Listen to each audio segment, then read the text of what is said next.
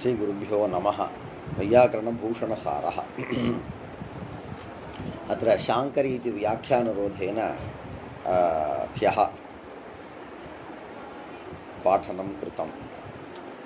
अत्र व्यपेक्षावादस्य युक्तिभाष्यविरुद्धत्वेन अयुक्तत्वे सति तदुपजीव्यस्य पूर्वपदार्थप्रधान इत्यादि उत्सर्गस्यापि अयुक्तत्वमिति भावः इति पर्यन्तं पाठितं। तत्र तदुपजीव्यस्य इत्यत्र संशयः अस्ति। एवञ्च मूलग्रन्थानुरोधेन यदि पश्यामः व्यपेक्षावादः एव मूलं विद्यते। स च व्यपेक्षावादः युक्तिविरुद्धः भाष्यविरुद्धः च। एवञ्च व्यपेक्षावादं मूलत्वेन आश्रित्य यः अन्यः वादः कः पूर्वपदार्थप्रधानः इत्यादिवादः सोऽपि अयुक्तः। मूले अयुक्ते तन्मूलकस्यापि अयुक्तत्वात्। अयुक्तत्वमेव सर्वत्र। तत् तावत्पर्यन्तं पाठितं। रेखागवये इति तदपि पाठितं। तदनन्तरं बहूनां वृत्तिधर्माणाम् इति तदारब्धं। न्यूनतां मात्रशब्दः कृत्स्नार्थकः इति तावत्। एकोपस्थितिजनकसमुदायशक्तिरूपवृत्त्याश्रयत्वात् कृदन्तादीनां वृत्तिरिति व्यवहारः। वृत्तिः पञ्चवृत्तयः। वृत्तयः पञ्चतयः। वृत्तिः पञ्चतयी पञ्च अवयवविशिष्टा विद्यते वृत्तिः।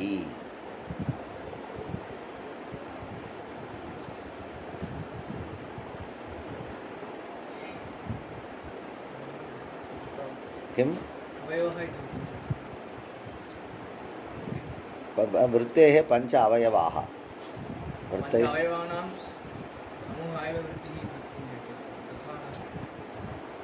पञ्चभेदाः सन्ति इत्यर्थः।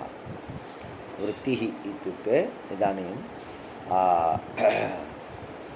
संख्यायाः अवयवे तयप् तयप् संख्यायाः पञ्च इति संख्यायाः अवयवे पञ्च अवयवाः यस्याः सा पञ्चतयी इत्युक्ते वृत्तिः इति एकः पदार्थः विद्यते किल। तस्य पदार्थस्य पञ्च अवयवाः सन्ति। इत्युक्ते कृदन्तवृत्तिः, तद्धितान्तवृत्तिः, समासान्तवृत्तिः, एकशेषवृत्तिः, सनाद्यन्तधातुवृत्तिः इत्येवं तावत् वृत्तेः पञ्चविधत्वं विद्यते इति कृत्वा पञ्चतयी वृत्तिः। बहुत्वे तावत् वृत्तयः पञ्चतय्यः। परन्तु वृत्तयः पञ्चतय्यः इति अन्यत्र इत्युक्ते तत्र एवं एकं सूत्रं विद्यते। तदेव अत्रापि व्याकरणग्रन्थे कुत्रापि केनापि प्रयुक्तं विद्यते। तदेव किल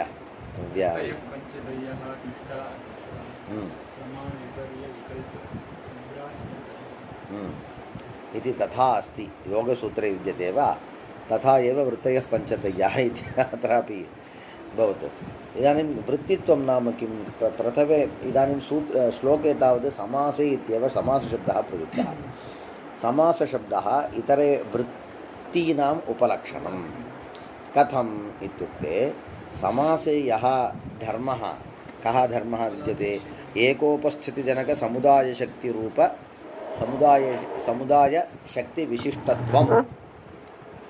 एकोपस्थिति इत्युक्ते राजपुरुषः इत्यत्र यद्यपि बहवः शब्दाः अनेके शब्दाः सन्ति, अनेकेषां शब्दानां सत्त्वात् अनेकार्थविषयक उपस्थितिः वस्तुतः स्यात्, तथापि तथा न भवति। अपि तु एका एव उपस्थितिः भवति। एवञ्च एकोपस्थितिजनकत्वं कुत्र विद्यते इत्युक्ते समुदाये विद्यते। एकोपस्थितिजनकसमुदाय तादृशसमुदायशक्तिः एकोपस्थितिजनकसमुदायशक्तिः वृत्तिः इत्येवं वृत्तिशब्दस्य लक्षणम् अङ्गीकर्तव्यं। वृत्तित्वस्य लक्षणम् अङ्गीकर्तव्यम्। वृत्त्याश्रयत्वं तादृशवृत्त्याश्रयत्वं न केवलं समासे विद्यते अपि तु कृदन्तादिषु अपि विद्यते इति कारणात् समासनिष्ठ एकोपस्थिति जनक वृत्त्याश्रयत्वम् आश्रित्य तादृशवृत्त्याश्रयत्वं कुत्र विद्यते इतरेषु अपि विद्यते इति कारणात् इतरेषामपि ग्रहणं कृदन्तादीनां वृत्तिरिति व्यवहारः पदविधिः तदपि उक्तं मया पदविधिः इति विधीयते अस्मिन् विषये किञ्चित् मया अन्यथा उक्तम् इदानीं पश्यतु अत्र समर्थः पदविधिः इति विद्यते सूत्रस्य श्रवणे अन्यः अर्थः बुध्यते इत्युक्ते पदविधिः इति कश्चन विद्यते सः कथं स्यात् समर्थः स्यात् वास्तविक अर्थः कः क्लेशः भवति अत्र वदति पदस्य विधिः तथा एव किल उक्तं पूर्वं किम् उक्तं पदविधिः पदसम्बन्धी तत्र पदानां विधिः अथवा पदयोः विधिः इति भवतु केवलं पदस्य इत्यपि भवतु पदस्य विधिः पदयोः विधिः पदानां विधिः यत् इति एवं प्रथमं विग्रहः विधिशब्दस्य शास्त्रे विधानं विधिः इति कुत्रचित् विधिशब्दस्य विधानव्यापारः अर्थः कुत्रचित् विधीयते इति विधिः इति विधानव्यापारे यत् कर्मकारकं विद्यते तस्य विधिः इति कुत्रचित् विधत्ते इति विधिः वयं वदामः विधिवाक्यम् एवम् अस्ति इति विधिवाक्यम् इत्युक्ते यत् विधत्ते तदेव वाक्यं किल तथा एव किल विधिः एवम् अस्ति इत्युक्ते विधायकम् एवम् अस्ति इत्यर्थः एवञ्च विधानक्रियायां कर्ता एव विधिशब्देन उच्यते तत्र उपसर्गे घोः किः इति सूत्रं विद्यते भवतु इदानीम् अस्मिन् सूत्रे विधिः इति शब्दस्य कः अर्थः इत्युक्ते कर्मणि एव अयं शब्दः ग्राह्यः विधीयते इति विधिः तर्हि विधिशब्देन विधानक्रियायां कर्मीभूतः पदार्थः ग्राह्यः पदस्य इति विद्यते तर्हि विधानक्रियायां पदं कर्मकारकं विद्यते वा तथा न पश्यतु विधानक्रियायां यदि पदं कर्म स्यात् तर्हि पदं पदं च विधिः च पदविधिः इत्येवं कर्मधारयः स्यात् किं कारणं विधिशब्देन अस्माभिः प्रकृते किं गृह्यते कर्म एव गृह्यते तर्हि किं विधीयते इत्युक्ते पदमेव विधीयते तदेव किल मया इदानीम् उक्तं पदमेव विधीयते इति यदि स्वीकुर्मः तर्हि पदं च तत् विधिः च पदविधिः इति स्यात् तथा न पदस्य इति षष्ठी विद्यते षष्ठ्याः कः अर्थः सम्बन्धः अर्थः एवञ्च पदसम्बन्धी विधिः तर्हि पश्यतु विधिशब्देन सम्यक् द्रष्टव्यं विधिशब्देन कर्मकारकं गृहीतं परन्तु पदसम्बन्धी विधिः इत्युक्ते पदस्य इति षष्ठी विद्यते इयं च षष्ठी शेषषष्ठी इति पूर्वम् उक्तं तर्हि शेषषष्ठी इत्युक्ते इदम् अवधेयं शेषषष्ठ्यर्थः धात्वर्थव्यापारे साक्षात् न अन्वेति राज्ञः पुरुषः गृहं पद्भ्यां मार्गे गच्छति इत्युक्ते गमनक्रियायां पुरुषस्य अन्वयः मार्गपदार्थस्य अन्वयः पद्भ्यां पदार्थस्य अन्वयः गृहं पदार्थस्य अन्वयः परन्तु राज्ञः इत्यस्य साक्षात् अन्वयः नास्ति किल तद्वत् पदस्य विधिः इत्युक्ते विधानक्रियायां यत् कर्मकारकं विद्यते तत् कर्मकारकं केन सम्बद्धं विद्यते पदेन सम्बद्धं विद्यते विधानक्रियायां यत् कर्मकारकं तत् कर्मकारकं पदेन सम्बद्धम् अथवा पदाभ्यां सम्बद्धम् अथवा पदैः सम्बद्धं स्यात् अवगतं वा पदस्य विधिः इति पक्षे एकेन पदेन सम्बद्धं यत् कारकं तदेव कारकं विधानक्रियायां कर्म भवति। पदयोः इति पक्षे ताभ्यां पदाभ्यां साकं यत् कर्मकारकं सम्बद्धं तच्च कर्मकारकं कुत्र कर्मकारकं भवति? विधानक्रियायां कर्म भवति। एवम् अङ्गीकर्तव्यम्। एवं भवति वा कथम् इत्युक्ते पश्यतु, राज्ञः पुरुषं पश्यति इति वदामः, तर्हि इदानीं दर्शनक्रियायां कस्य अन्वयः? पुरुषस्य एव अन्वयः। एवञ्च दर्शनक्रियायां कर्मीभूतपुरुषेण साकं राज्ञः सम्बन्धः। तद्वत् पदस्य विधिः इत्यत्र विधानक्रियायां कर्मीभूतः पदार्थः केन सम्बद्धः विद्यते? पदेन पदाभ्यां पदैः वा सम्बद्धः विद्यते, तावदेव। अवगतं वा? तर्हि किम् एतत्? यत् विधीयते एकेन सूत्रेण यदि कश्चन विधीयते स च विधीयमानः यदि पदेन साकं सम्बद्धः स्यात् तदानीं सः विधिः कथं स्यात्? समर्थः स्यात्। अवगतं वा? तद् अनन्तरं पाठयामि किञ्चित्।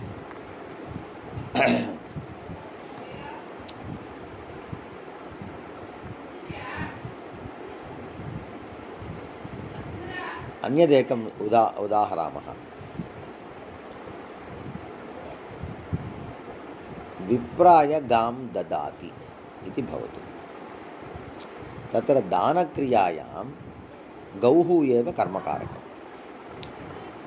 परन्तु गौः कम् उद्दिश्य दीयते इत्युक्ते विप्रमुद्दिश्य दीयते। तद्वत् विधानक्रियायां यत् कर्मीभूतं विद्यते तत् यदि पदम् उद्दिश्य विधीयते अथवा यदि पदे उद्दिश्य विधीयते अथवा यदि पदानि उद्दिश्य विधीयते तदानीं सः कीदृशः स्यात्? समर्थः स्यात्। अवगतं वा?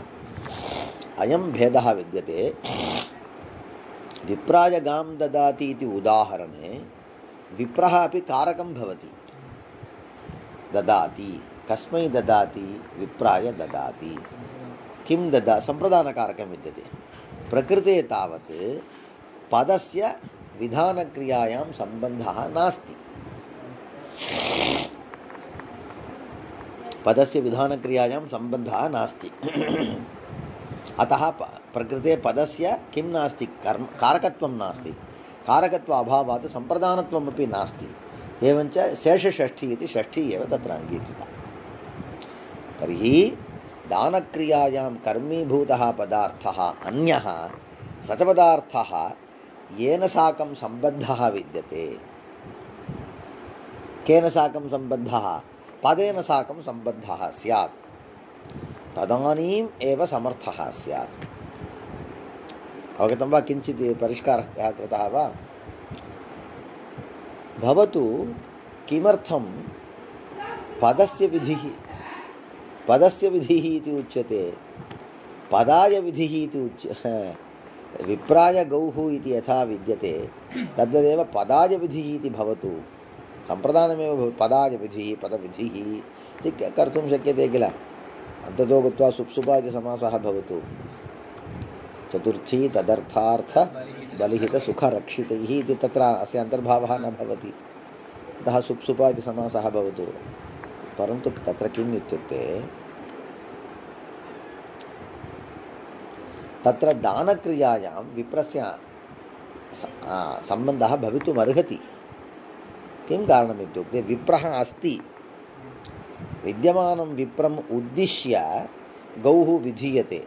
यदि दानक्रिया यदि सम्भवेत् तर्हि विप्रोऽपि स्यात्, गौः अपि स्यात्। दानक्रियायाः पूर्वं कारकाणां कारणत्वं विद्यते। इत्युक्ते क्रियायाः निष्पत्तेः पूर्वमेव कारकाणि तत्र भवेयुः। अवगतं वा? सर्वत्र न, क्वचित् तथा अन्यथा भवति, तद्भवतु।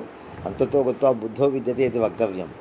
ओदनं पचति इति वदति, तण्डुलं पचति इत्यत्र अन्यः विषयः, ओदनं पचति इत्यत्र अन्यः विषयः। तण्डुलं पचति इत्यत्र तण्डुल अभिन्न आश्रयनिष्ठविकृत्यनुकूलः पाकः इति वदामः। ओदनं पचति इत्यत्र ओदन अभिन्न आश्रयनिष्ठविक्लितिः इत्युक्ते पूर्वमेव ओदनशब्दस्य विक्लिन्नः एव पदार्थः किमित्युच्यते, ओदनः इत्युच्यते। तर्हि सः किं पृच्छति, यदि ओदनः तर्हि न पक्तव्यं, यदि पक्तव्यं तर्हि ओदनः न स्यात् इति। एवञ्च तत्र सर्वत्र एवं क्वचित् भवति। कुत्र? निर्वर्त्ये च विकार्ये च, निर्वर्त्यं च विकार्ये च, निर्वर्त्यं च विकार्यं च।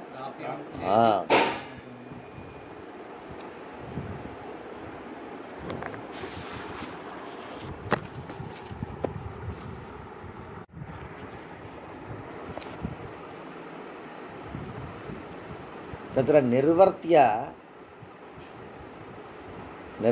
च विकार्ये च एवं श्रमः भवति। तत्र किं वक्तव्यम्? एवञ्च बुद्धौ यः ओदनपदार्थः विद्यते तं पदार्थं बहिः निष्पादयति इत्येवम् अस्माभिः घटं कुरु इत्यत्रापि घटं करोति इत्यत्रापि एवं भवति। यदि घटः तर्हि न कर्तव्यः, एवं भवति वा? ओके, வேறதோ ஒரு விஷயம் இருக்குது, அதை அப்புறம் சொல்கிறேன். प्रकृते किं भवति? विप्राजगां ददाति इतिवत् अत्र वक्तुं न शक्यते। किं कारणम् इत्युक्ते कानि कानि पदानि सन्ति इति न जानाति किल। भवतु इदानीं प्रकृते किं विवक्षितमिति प्रथमं पश्यामः। विधानक्रियायां यत् कर्मकारकं तत् यदि पदसम्बद्धं स्यात् इति उक्तं किल। किं वा एतादृशं शास्त्रे अस्ति इत्युक्ते समासः। इदानीं समासं पाणिनि किं वदति? तत्पुरुषः अथवा सः सुपा इति वदति। तेन किं विधीयते? समासः विधीयते। तर्हि विधिः इति कः ग्राह्यः? समासः ग्राह्यः। स च समासः केन सम्बद्धः विद्यते? पदाभ्यां सम्बद्धः विद्यते। राज्ञः पुरुषः इति स्थले राज्ञः इति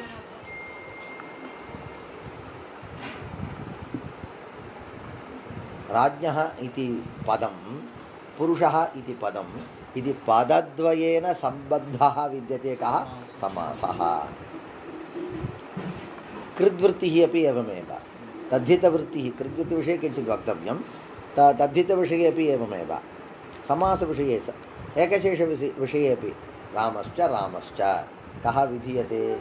एकशेषः। एकशेषः इति विधीयते। एवञ्च विधानक्रियायां कर्म किं भवति? एकशेषः। स च एकशेषः केन सम्बद्धः विद्यते? पदसम्बद्धः विद्यते। स्वरूपाणाम् एकशेष एकविभक्तौ इति विद्यते। अवगतं वा? तर्हि विप्राजगां ददाति इतिवत् पदाय विधिः इति किमर्थं न उक्तम् इत्युक्ते तत्र विप्रः सिद्धः, अत्र तावत् पदम् असिद्धं विद्यते। एवञ्च इदानीं यथा वा ओदनः पच्यते, ओदनं पचति इत्यत्र बुद्धौ यः ओदनपदार्थः विद्यते तं पदार्थं तावत् तस्य किं भवति? तत्र सूर्याय अर्घ्यं ददाति इत्यादिषु एते विचाराः आगच्छन्ति। तत्र पाकक्रियायाः पूर्वं कस्य सत्वं स्यात्? ओदनस्य सत्वं स्यात्। पाकक्रियायाः किं कारणं? कर्मकारकं तत्। कारकम् इत्युक्ते कारणमेव, कार्यापेक्षया पूर्ववृत्तित्वं स्यात्। तर्हि ओदनः यदि पूर्वमेव विद्यते तर्हि न वक्तव्यम् इति पृष्टं। तदानीं किं परन्तु ओदनः वस्तुतः नास्ति, किं वक्तव्यं? परन्तु तत्र सत्वं वस्तुतः पूर्वभावित्वमपि स्यात्, पूर्वभावित्वं नापि स्यात्। यद् पूर्वभावित्वं विद्यते केन इत्युक्ते बुद्धौ विद्यमानः ओदनः किं पूर्वभावी विद्यते, अतः तस्य कारणत्वं विद्यते। परन्तु बहिः अनिष्पन्नः सः। एवञ्च बुद्धौ विद्यमानत्वेन तस्य कारकत्वं भवति, पूर्ववर्तित्वं भवति इत्येवं समाधानं। सूर्याय अर्घ्यं ददाति इत्यत्रापि सूर्यस्य तावत् असन्निहितत्वात् इति आगच्छति लघुशब्देन शेखरे। सूर्यस्य असन्निहितत्वात् कथं वा अर्घ्यं विप्राय गां ददाति इति सत्यं, प्रः सन्निहितः विद्यते। सूर्याय अर्घ्यं ददाति इति असन्निहितः विद्यते इति, असन्निहितस्यापि बुद्ध्या सन्निहितत्वं कल्प्यते इत्येवं वदामः। प्रकृते किं भवति, पदाय इति न भवति। किं कारणम् इत्युक्ते तत्र अन्यदपि कारणम्, एकं कारणं वदामि। पदं तावत् सिद्धं नास्ति, बुद्धौ सिद्धमिति न वक्तव्यं, तत्तावत् अत्र नाङ्गीक्रियते। अतः पदस्य इत्युक्ते केनापि प्रकारेण पदेन साकं यदि किञ्चित् कर्मकारकं सम्बद्धं विद्यते, केनापि प्रकारेण इति कः अर्थः? कदाचित् पदं स्यात्, कुत्रचित् पदं नैव स्यात्। एकशेषस्य सनाद्यं तत्र प्रत्ययस्य उत्पत्ति अनन्तरमेव कालान्तरे एव तस्य पदत्वं स्यात्। सनाद्यन्त धातवः इति वदामः किल, तत्र धातोः परत्र एव किल सन्प्रत्ययः भवति, तदानीं धातोः पदत्वं विद्यते वा? नास्ति किल। तर्हि सुप्तिङन्तं पदमिति पदत्वं तत्र नास्ति। ननु अस्ति इति यदि वक्तव्यं तर्हि शक्तं पदमिति मतं तावत् स्वीकर्तव्यं। धातोः शक्तत्वात् एवं च पदत्वं विद्यते, तथा नाङ्गीक्रियते। तथा यदि अङ्गीकुर्मः अन्यत्र बहुत्र क्लेशः भवति। एवञ्च कुत्रचित् पदाय विधिः इतिवत् न भवति। किं कारणम् इत्युक्ते पदस्य सन्निहितत्व अभावात्, एवञ्च सिद्धत्व अभावात्, एवञ्च केनापि प्रकारेण समासः तावत् वस्तुतः विद्यमानानि पदानि आश्रित्य एव भवति समासः, परन्तु कृत्प्रत्ययः तथा नास्ति किल। तद्धितस्यापि कथञ्चित् वक्तुं शक्नुमः, एकशेषस्य वक्तुं, सनाद्यन्तधातोः नैव वक्तुं शक्नुमः। एवञ्च पदस्य पदसम्बद्धः अयं विधिः, कदाचित् पूर्वमेव पदेन साकं सम्बद्धः, कदाचित् कालान्तरेण पदेन सम्बद्धः भवति। तादृशः केनापि प्रकारेण यस्य कर्मकारकस्य विधानक्रियाकर्मीभूतस्य यदि पदेन साकं सम्बद्धः तर्हि सः समर्थः स्यात्। समर्थः कः स्यात्? कः स्यात् इत्युक्ते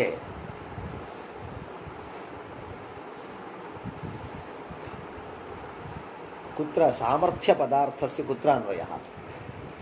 इदानीं त्रयः पदार्थाः सन्ति। विधानम् इति एकः पदार्थः, विधानक्रियाकर्मीभूतः इति कृत्तद्धितसमास एकशेषसनाद्यन्ताः एते सन्ति। एते सन्ति, तत्र पदानि इति एतानि सन्ति। समर्थः इति सामर्थ्यशब्देन कः सामर्थ्ययुक्तः समर्थः? कः सामर्थ्ययुक्तः स्यात् इत्युक्ते तत्र अस्माभिः एवं वक्तव्यं, पदानि सन्ति किल, तानि पदानि समर्थानि भवेयुः। अयं विधीयमानः विधिः कर्मकारकं विद्यते किल, सः समर्थः इति न उक्तं। विधानक्रिया समर्था क्रिया इत्यपि न उक्तम्, अपि तु तानि पदानि अथवा तत् पदम् अथवा ते पदे तानि पदानि समर्थं समर्थे समर्थानि यथावत् भवेयुः। अवगतं वा? ननु तानि पदानि सामर्थ्ययुक्तानि भवन्तु वा न वा, कः इदानीं विधीयते? समासादिः विधीयते। परन्तु शब्दतः यदि पश्यामः, समर्थः पदविधिः इत्यत्र समर्थपदार्थस्य कुत्र वस्तुतः अन्वयः? विधिपदार्थे एव किल अन्वयः। विधिपदार्थः कः? समासादिः। तर्हि समासादिः एव समर्थः स्यात् इति किल भाति। अतः वदति तानि पदानि समर्थानि भवेयुः, समर्थानि पदानि आश्रित्य समासादिः भवेयुः। एवञ्च पिण्डीभूतः अर्थः एवं विद्यते, विधानक्रियायां यः कश्चन कर्मीभूतः पदार्थः विद्यते सजपदार्थः यदि पदानि आश्रित्य प्रवर्तते पदसम्बद्धः यदि स्यात् तर्हि यदि कदाचित् तेषां पदानां मध्ये परस्परं सामर्थ्यं स्यात् तादृशसामर्थ्ययुक्तपदानि आश्रित्य एव अयं विधिः भवति। अत एव समर्थाश्रितः इति शब्दः, समर्थशब्दः आश्रितशब्दः इति। समर्थः कः, समर्थं किम् इत्युक्ते पदं पदे पदानि तानि एव समर्थानि, तानि आश्रित्य एव समासादिः स्यात्। तर्हि अहं तत्र आगमिष्यामि, अहं तत्र आगत्य सर्वं युष्माकं कृते कर्तुं सिद्धोऽस्मि, परन्तु युष्माकं मध्ये परस्परं सामर्थ्यं स्यात्। एवञ्च समर्थान् आश्रित्य एव अहम् आगमिष्यामि।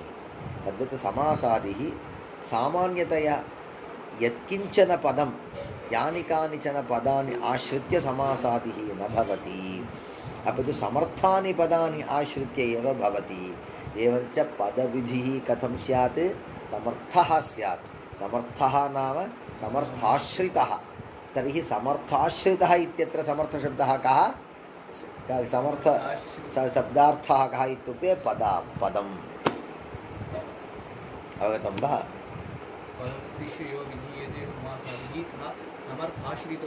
அவ்வளோதான், அதுதான் கொண்டு வந்து முடிச்சார் யார், பட்டோஜி. அது கொண்டு வந்து முடிக்கிறதுக்கு இவ்வளோ வாதம் தேவைப்படும்.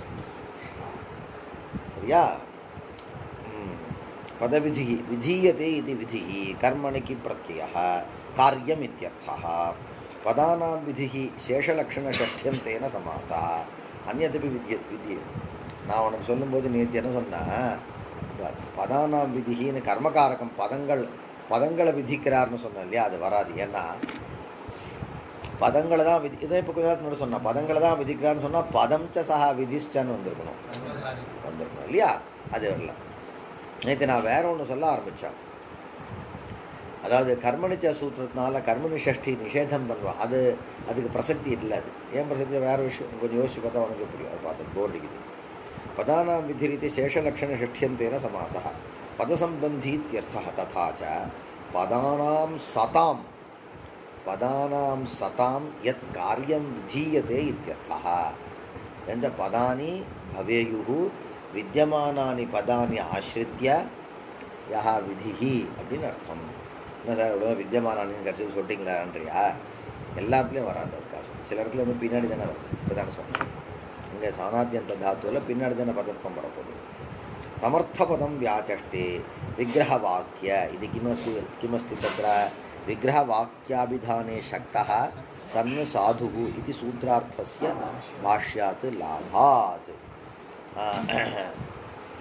पदम् उद्दिश्य एवं च तथैव किमुक्तं पश्यतु तत्र पदानां विधिः पदस्य विधिः इति षष्ठी परन्तु विवरणवेलायां पदम् उद्दिश्य इति विप्राजगां ददाति इत्यत्र उद्देश्यभूतः कः विप्रः परन्तु तस्य कारकत्वं विद्यते प्रकृते तावत् पदपदार्थस्य तावत् कारकत्वं नास्ति इति कृत्वा एव षष्ठी परिदादा परन्तु अर्थः सः अपेक्ष्यते विप्राजगां ददाति इत्यत्र यथा वा विप्राणाम् उद्देश्यत्वं विद्यते तथैव अत्रापि उद्देश्यत्वं स्वीक्रियते कारकत्वं नास्ति पदानां इत्यत्र पदमुद्दिश्य यः विधीयते समासादिः सः समर्थः समर्थः नाम कः समर्थाश्रितः परन्तु अस्य किम् इदं व्यत्यासं सः किम् अवदत् समर्थशब्देन पदं ग्राह्यं पदानि ग्राह्यानि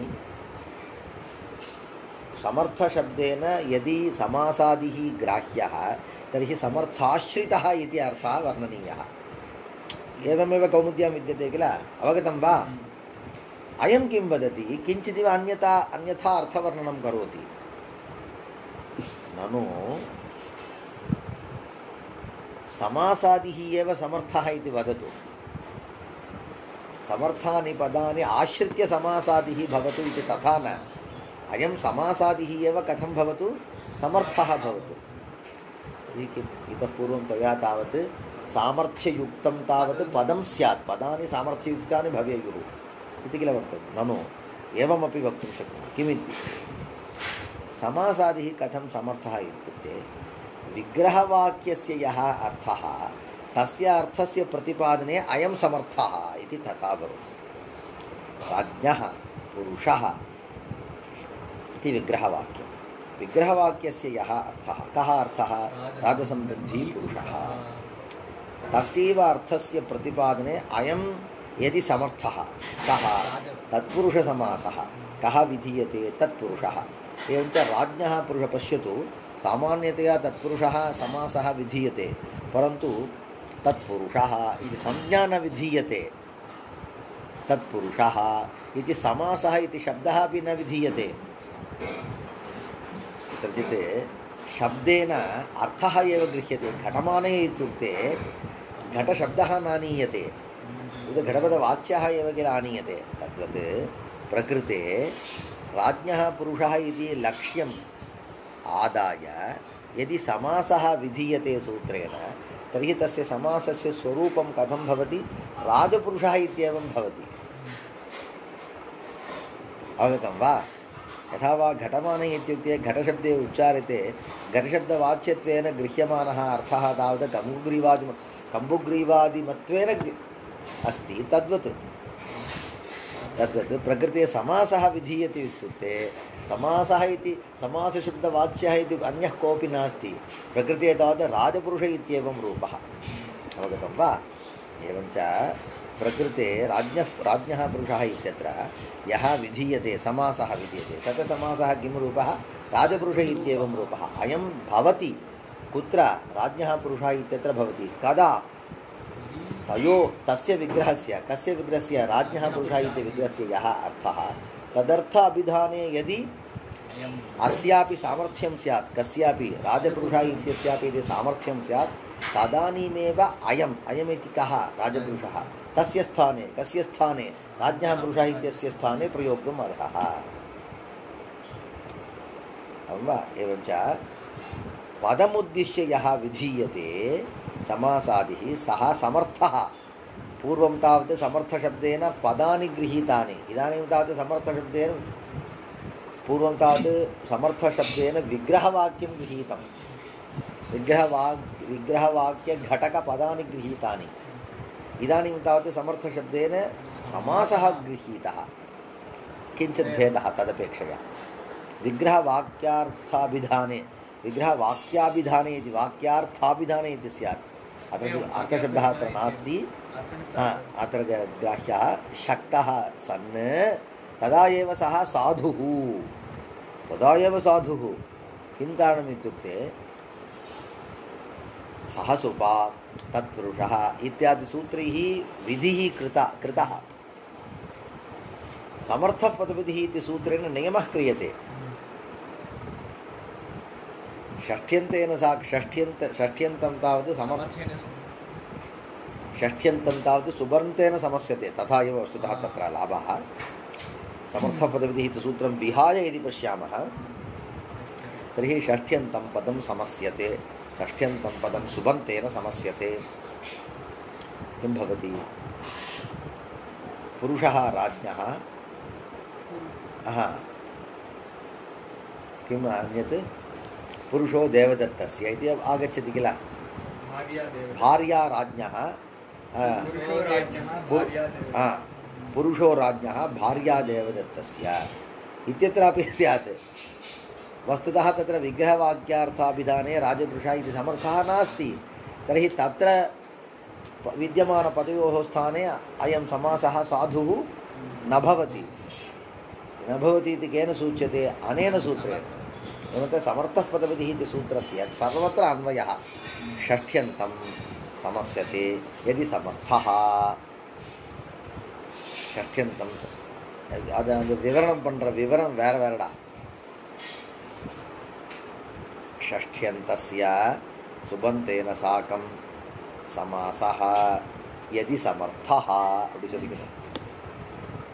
இந்த பட்சத்தில் षष्ठ्यन्तं समर्थेन सुबंतेन सह समस्यते இருப்பார். அது வந்து சமர்த்த சப்தம் வந்து எங்க அன்வைக்கும் பதத்தில் அன்வைக்கிற பட்சத்தில். புரிஞ்சுருக்கீங்களா?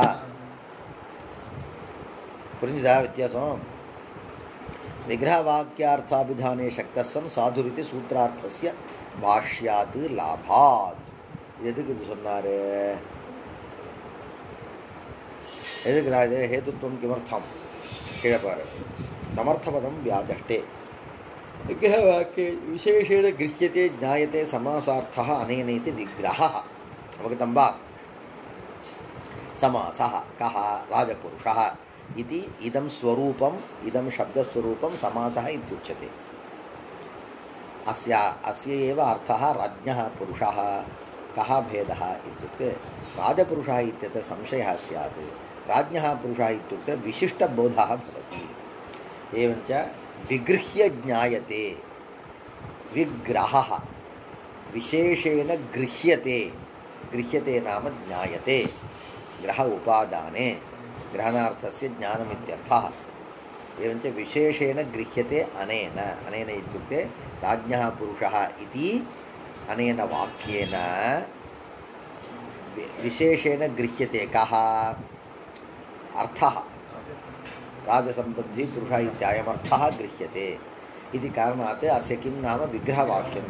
विशेषेण गृह्यते ज्ञायते समासार्थः अनेन इति विग्रहः. तादृशं च तत् वाक्यं च विग्रहवाक्यं. विग्रहवाक्यम् इत्यत्र कर्मधारयसमासः इति विशेषणसमासः. विशेषणं विशेषेण बहुलं वाक्यं बहुविधं भवितुमर्हति.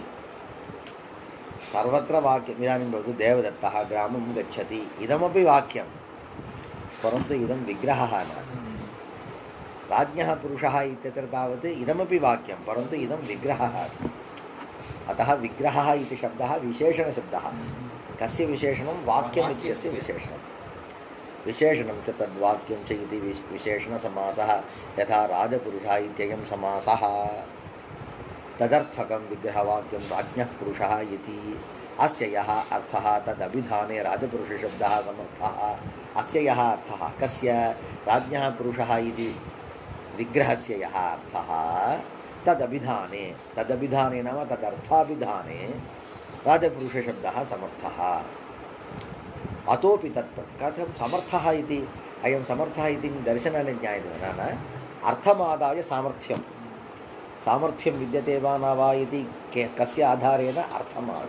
एवञ्च राज्ञः पुरुषः इत्यत्र बोध्यार्थः किं रूपः अस्ति, तादृश एव बोध्यार्थः यदि राजपुरुषः इत्यनेन ज्ञायते तर्हि अयमपि समर्थः. अतोपि तत्प्रतीतेः वृत्त्यर्थावबोधकवाक्यस्यैव विग्रहत्वात् तदर्थाभिधाने समासादिः शक्तः इति भावः. समासादिः इत्युक्तत्वात्. एवञ्च इदानीं कृदन्तविषयेपि विग्रहः इति शब्दः पाचकः. पचति. पचति इत्युक्ते पचति इत्यपि विग्रहः एव. दाशरथिः दशरथस्य अपत्यं पुमान् इति एतदपि विग्रहः. वाक्यत्वं कथं? पादानां समूहः एव विग्रहं च तत् वाक्यम् इति वाक्यस्य विशेषणं भवति. अनेके पदानि भवेयुः इति. अनेकानि पदानि भवेयुः इति वा? वाक्यम् एकतिं वाक्यं. वृत्त्यर्थावबोधकवाक्यस्यैव. वृत्तिः नाम समासादिः. वृत्त्यर्थ अवबोधकवाक्यस्यैव विग्रहत्वात्. एवञ्च वृत्त्यर्थावबोधकः यः विद्यते सः एव विग्रहः. इत्युक्ते विग्रहवाक्यस्य यः अर्थः तदर्थाभिधाने अयं शक्तः एव भवितुमर्हति. किल? वृत्त्यर्थावबोधकवाक्यस्यैव विग्रहत्वात् तदर्थाभिधाने समासादिः शक्तः इति भावः. स तु राजविशिष्टः पुरुषः. स च इत्युक्ते अर्थस्वरूपं वर्णयति. राजपुरुषः इत्यत्र अर्थस्वरूपं कथं? राजविशिष्टः पुरुषः. राजसम्बन्धी इति वयं वदामः, राजविशिष्टः इति वदति. सम्बन्धी इत्येव अस्तु इति साधु स्यात्. षष्ठी विद्यते किल, राजसम्बन्धी इति. एवञ्च विशिष्टत्वम् इत्युक्ते तत्र विशेषणं किमादाय विशेषणत्वम् इति महान् विचारः स्यात्. तदनन्तरं षष्ट्या एवञ्च सम्बन्धी इत्युक्ते साधु स्यात्. राजसम्बन्धी पुरुषः. एतादृशः समासादिः समर्थः इत्यर्थः. एतादृशः समासादिः समर्थः. समर्थः इत्यस्य शक्तः सन् साधुरित्यर्थः। समर्थशब्दस्य किञ्चित् समर्थः इत्युक्ते सामर्थ्ययुक्तः एव किल। एवञ्च यः सामर्थ्ययुक्तः स एव साधुः इत्यर्थः।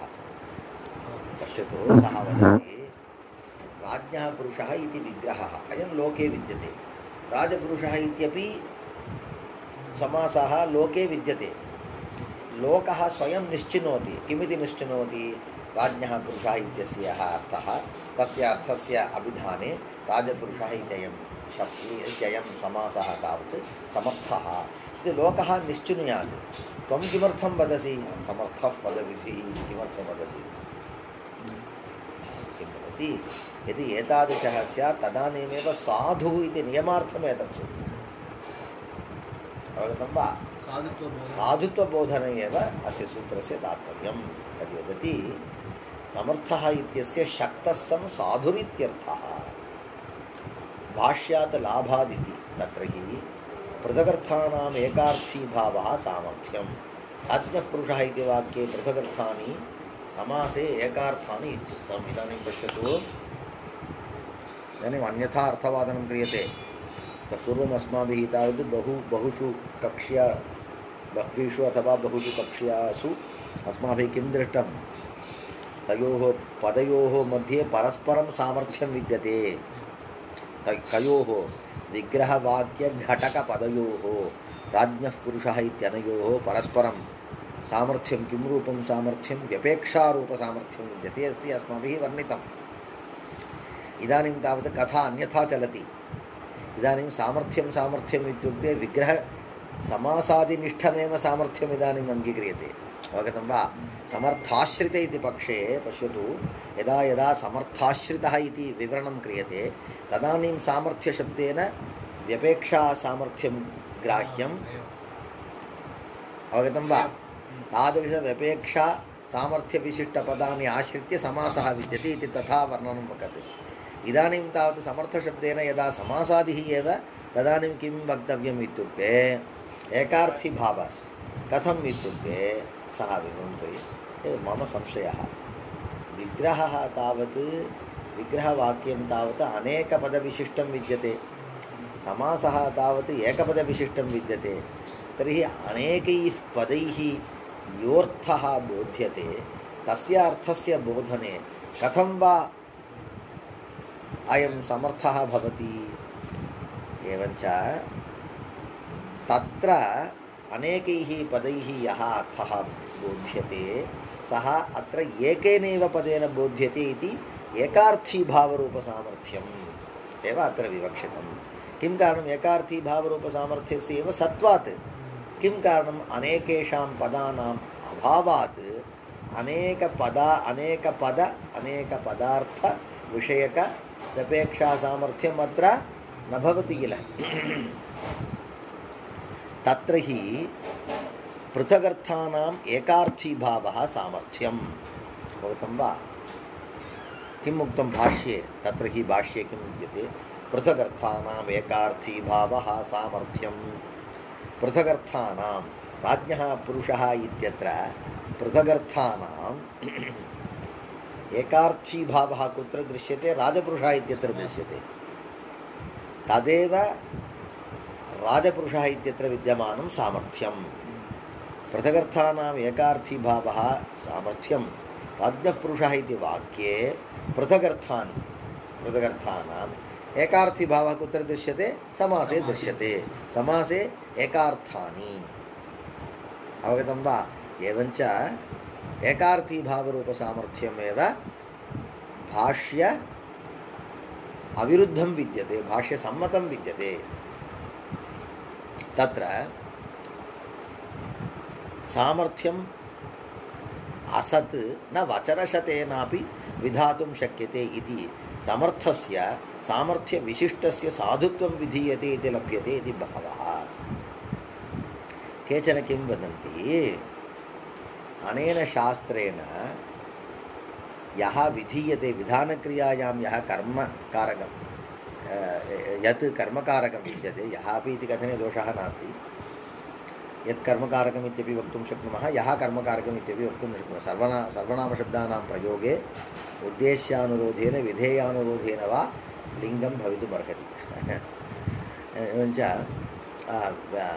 किं विधानक्रियायां यत् कर्मकारकं विद्यते तत्र सामर्थ्यम् अनेन सूत्रेण विधीयते।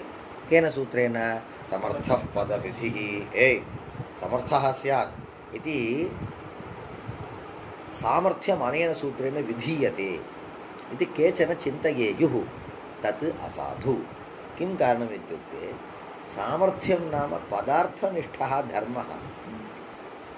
पदार्थे अविद्यमानः धर्मः वचनशतेनापि उत्पादयितुं न शक्यते। यथा वा अस्माकं शिष्याणां ज्ञानोत्पादनं तद्वत् सः वदति, अहं न वदामि, सः वदति, पश्यतु तत्र सामर्थ्यम् असत् इत्युक्ते किं वक्तुं विवक्षा का इत्युक्ते आज्ञः पुरुषः इत्यत्र सामर्थ्यं विद्यते वा न वा इति कथं कश्चन जानाति इत्युक्ते व्यवहारेणैव जानाति।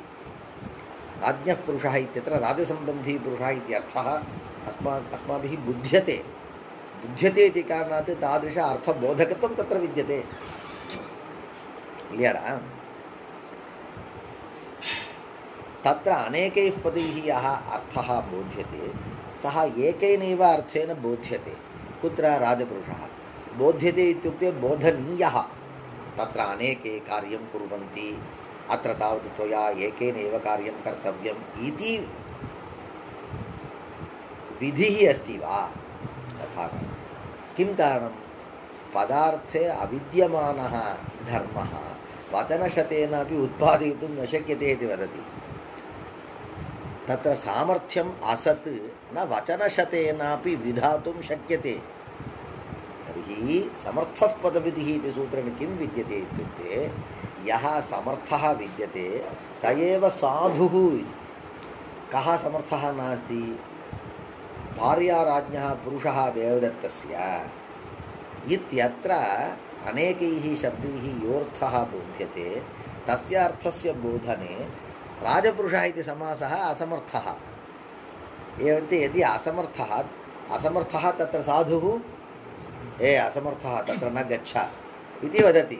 नियममेव करोति कः? सूत्रं नियमयति तावदेव। वचनशतेनापि विधातुं न शक्यते इति कारणात् समर्थस्य साधुत्वं विधीयते। सः पूर्वमेव समर्थः, साधुः इति सर्टिफिकेट् ददाति तावदेव। इदानीम् एलेक्षन् आगच्छति, एलेक्षन् मध्ये कलेक्टर् किं भवति? जय अनन्तरम् अयं जितः इति एकं प्रमाणपत्रं प्रयच्छति। तर्हि प्रमाणपत्रेण एव तस्य जयः भवति वा? जयः तावत् गणनवेलायामेव जयः जातः, जयत्वं विद्यते, तस्य प्रकटीकरणमेव तत्र क्रियते तावदेव। तद्वत् सामर्थ्यविशिष्टस्य साधुत्वं विधीयते इत्येवमेव अर्थः वर्णनीयः। कस्य? तस्य भाष्यस्य इति भावः।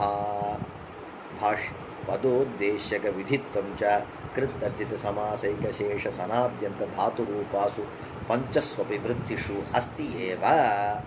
पदोद्देश्यकविधित्वं पदोद्देश्यकविधिकर्मीभूतत्वम् इति वद स्पष्टं भवति। अत्र पदोद्देश्यकविधित्वम् इति विधित्वशब्देन तत्र विधिनिष्ठविधानक्रियानिष्ठविधित्वं न गृह्यते। अपि विधानक्रिया இதாண்டா நையாய்கள் பண்ணுற வேலை இதாண்டா, அந்த ஒரு சூக்ஷ்மம் மட்டும் தெரிஞ்சுட்டுனா அப்படியே சும்மா அப்படி போட்டு எப்படி விதானக்ரியா கருவம் பதோத்தேசிக விதித்வம் நாம அவனுக்கு தான் பதோத்தேசிக விதித்வம் நாம அவன் பிரகாரம் சொன்னான். பதோத்தேசிக விதானக்ரியா கர்மீபூதத்வம் நாம அதான்டா பதோத்தேசிக விதித்வம் ச किं पदोद्देश्यक विधानक्रिया कर्मीभूतत्वं कुत्र विद्यते? कृदन्ते विद्यते, तद्धितान्ते विद्यते, समासे विद्यते, एकशेषे विद्यते, सनाद्यन्तधातुषु अपि विद्यते इति कारणात् रूपासु पञ्चस्वपि वृत्तिषु अस्त्येव पदोद्देश्यकविधित्वम् अस्त्येव। तर्हि एतत् सर्वं विग्रहवाक्य अर्थाभिधाने यदि समर्थं तदानीमेव साधु इति साधुत्वं ज्ञाप्यते। एकार्थीभावरूपसामर्थ्यं न विधीयते। एकार्थीभावरूपसामर्थ्यविशिष्टस्य समासादेः साधुत्वं बोध्यते। विशिष्टशक्ति अनन्तरं पश्यामः वा।